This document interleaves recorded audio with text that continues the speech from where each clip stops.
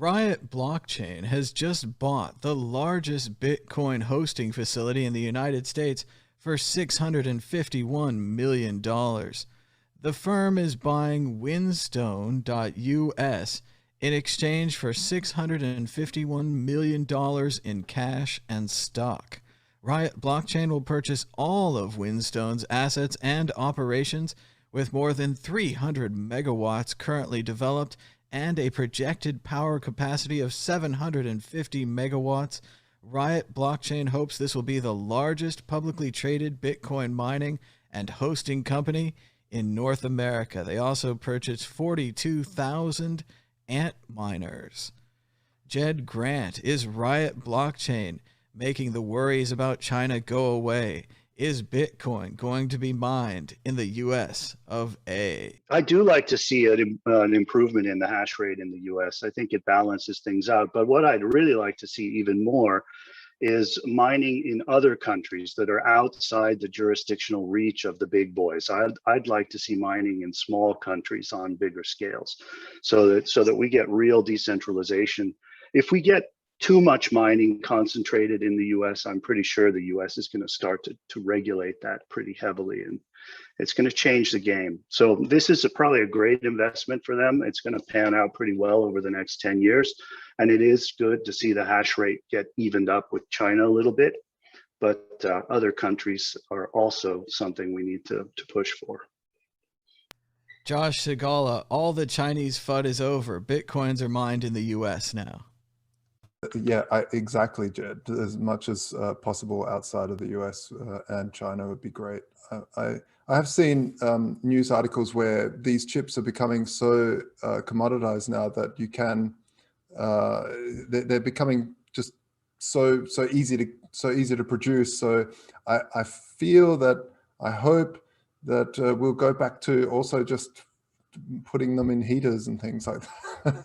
Things like that. There's all these strange use cases that, I mean, the worst one was way back in the day when some company wanted to make light bulbs mine. I don't know why that was an interesting idea, but especially that light bulbs actually produce heat.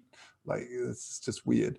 But anyway, heaters are great. In fact, that's how I sold myself the fact that I wanted to buy this really hefty computer, not only to mine crypto during the winter when it could heat the home, but I could also work out in VR. Ben Ark. Sorry, I couldn't press the mute thing. Yeah, it's good. Obviously, putting up against the Moore's law, and these miners are becoming scarcer and scarcer, and they have a longer lifespan than they used to have. So, you know, it's a good buy. It decentralizes mining a little bit more, puts in different countries, which is great.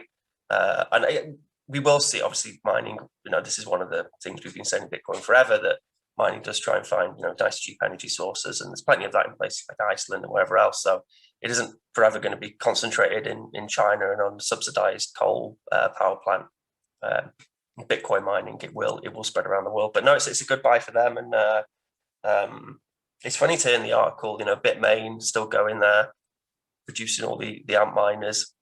Obviously, you know, they were dethroned somewhat catastrophically, but it's amazing that they're still running as a company, particularly with some of the craziness which was happening behind the scenes. But yeah, we want to see more companies producing miners. So we want to see more countries with miners in. So yeah, it's a good purchase on their behalf.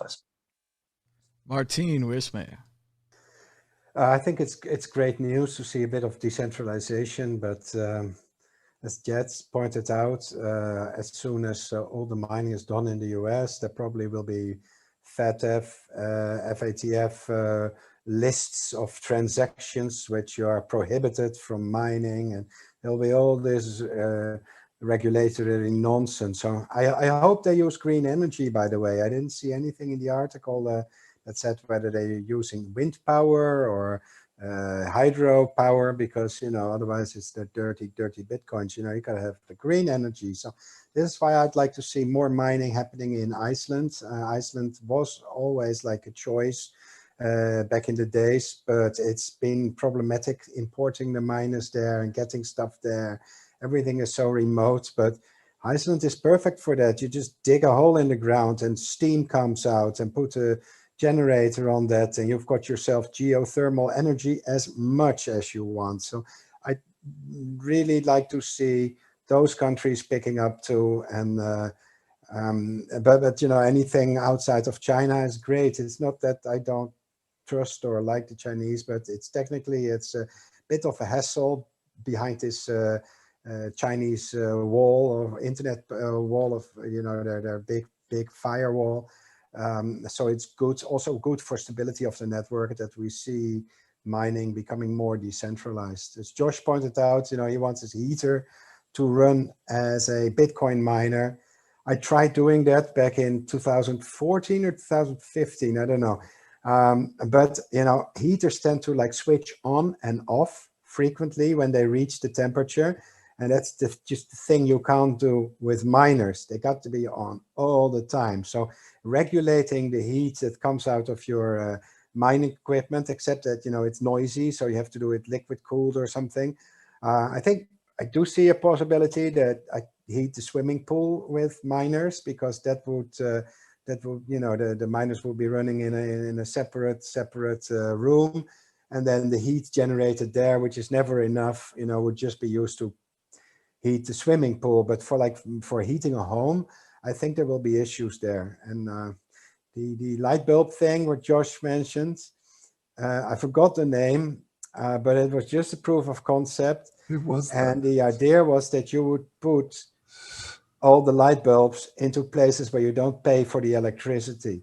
So, you know, if you have a company or something, and it's included, your electricity bill is paid for by the monthly lease, then you just replace all the light bulbs with those mining light bulbs. But they only had one chip on it, and they were never powerful enough.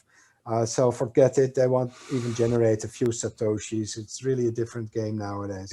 That's even worse. Is just for seeking power off of people. But it was Bitfury, and they demonstrated it at Richard Branson's island. Allegedly, they had it in a big suitcase, like this is the magical light bulb, the light bulbs that's going to mine Bitcoin. And they're still a big company today. The other one worth noting is 21.co.